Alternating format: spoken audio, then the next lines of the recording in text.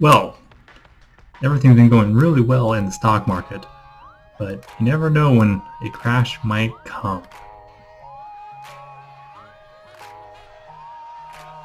So for months now, everything's been going great in the stock market.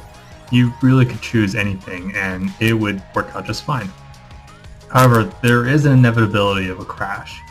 The problem is just because we're hitting all-time highs doesn't mean that we're going to go into a crash. We've been hitting all-time highs for about 6 to 7 years now, and we keep on going up.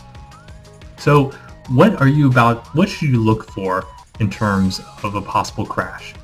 Well, the last few crashes can really show you the uncertainty of what is about to happen. In 2000, the crash was the tech bubble, which no one saw coming, except for a few. In 2008, it was the financial markets, which no one saw coming but a few. The key concept there is that the majority of people won't see this coming, only a few people. And where it comes from in terms of the sector could be from anywhere. Now, if I was going to throw my hat in the ring and give a wild guess of where it could come from, my guess would probably be overseas.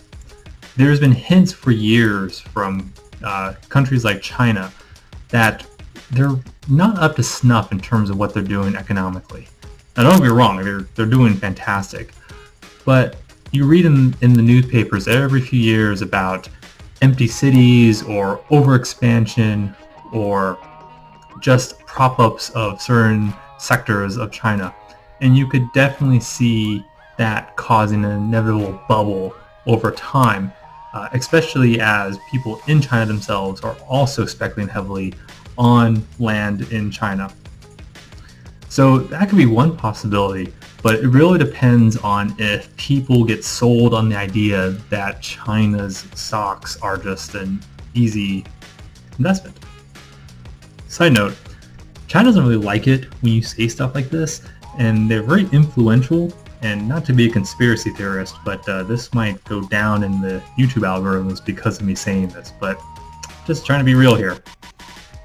Anyways, so what should you do in terms of an investor to prepare for a potential crash? Well, my experience in the hedge fund world really taught me something obvious but very basic about the stock market.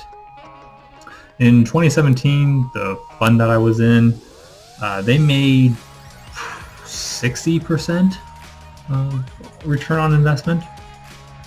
What that means is if the following year they lost 50% of what they made, they're still doing great.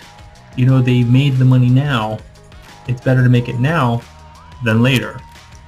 So while you might be concerned about what might be happening in the stock market, the best way to prepare for a crash that is really hard to see until hindsight happens is to just keep choosing the stocks that you think are working for you. The stocks that you use, the stocks that you like, the stocks that you think are valued appropriately for the future. And that's the investment meta.